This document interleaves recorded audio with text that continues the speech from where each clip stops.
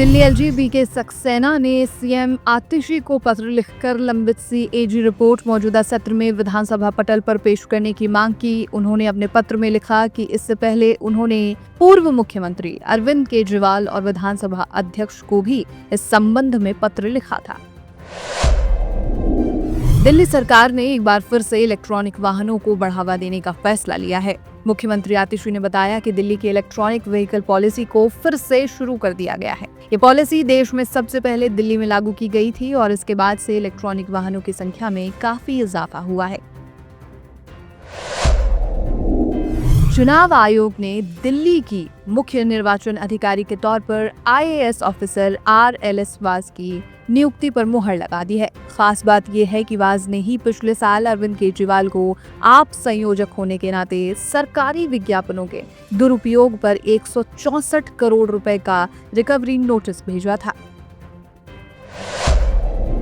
Delhi high court ने बुधवार को दिल्ली सरकार को आयुष्मान भारत योजना लागू करने के मामले में फटकार लगाई। कोर्ट ने कहा कि दिल्ली सरकार केंद्र सरकार की इस योजना के तहत मिलने वाली वित्तीय मदद लेने से इनकार कर रही है, जो कि बेहद आश्चर्यजनक है। आयुष्मान भारत योजना को दिल्ली में ना लागू करने के लिए हाईकोर्ट के फटकार के बीच दक्षिण दिल्ली सीट से बीजेपी सांसद रामवीर सिंह बिधूड़ी का एक बड़ा बयान सामने आया है। उन्होंने कहा है, दिल्ली में अगर बीजेपी की सरकार बनती है तो पहली कैबिनेट बैठक में आयुष्मान योजना को लागू करने का फैसला लिया जाएगा। दिल्ली बीजेपी दिसंबर महीने की शुरुआत में विधानसभा चुनाव के लिए उम्मीदवारों की पहली सूची जारी कर सकती है। सूत्र बताते हैं कि 35 से 40 नाम पहली सूची में शामिल होंगे। दिल्ली के बिजवासन इलाके में छापेमारी के दौरान ईडी की टीम पर ही हमला किया गया। वहां 5 लोग मौजूद थे और उनमें से एक भाग खड़ा हुआ। परिसर सुरक्षित है और एफआईआर दर्ज कर ली गई है। इस घटना में ईडी के एक अतिरिक्त निदेशक घायल हैं। दिल्ली के रोहिणी के वेंकटेश्वर ग्लोबल स्कूल में मेल के जरिए बम होने की सूचना मिली। स्कूल प्रशासन ने सूचना मिलने के साथ ही स्कूल को खाली करवा दिया। मेल किसने किया, इसकी जांच की जा रही है। ये धमकी ऐसे वक्त में आई है जब दिल्ली में लगातार 2 जगहों पर धमाके हो चुके हैं। दिल्ली भारतीय जनता पार्टी ने पहली बार चुनाव के दौरान अपने पक्ष में माहौल बनाने के लिए नैरेटिव सेल का गठन किया। बांसुरी स्वराज को इस समिति का संयोजक बनाया गया है। दिल्ली विधानसभा का शीतकालीन सत्र इस बार हंगामेदार होने वाला है। इसकी शुरुआत शुक्रवार 29 नवंबर से हो गई है। दिल्ली बीजेपी ने आम आदमी पार्टी को विधानसभा सत्र में घेरने की तैयारी कर ली है।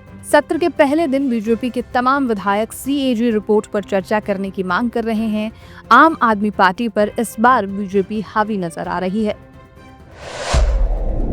दिल्ली में एक व्यक्ति को टेलीग्राम के जरिए वर्क फ्रॉम होम का ऑफर देकर 19 लाख रुपए से ज्यादा की ठगी की गई। साइबर नॉर्थ पुलिस ने मामला दर्ज कर लिया है और जांच कर रही है।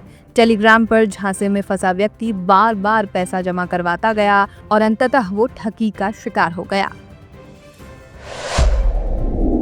ग्रेटर नोएडा के सेक्टरों में रहने वाले लोग कूड़ा उठवाने के लिए चार्ज लिए जाने का विरोध कर रहे हैं। हर साल 5% की बढ़ोतरी की जाएगी। साथ ही कंपनी 10% अतिरिक्त शुल्क भी ले सकती है। प्लॉट साइज के अनुसार लोगों से कूड़ा उठवाने का चार्ज भी लिया जाएगा।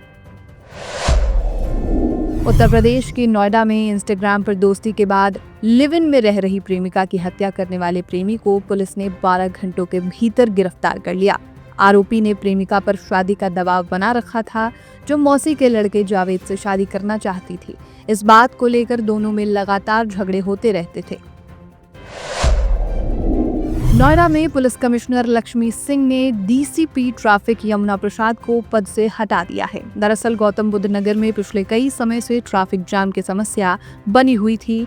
बीते दिनों इंटरनेशनल ट्रेड शो की वजह से एक्सप्रेसवे से एक्सपो मार्ट तक भीषण जाम लगा रहता था।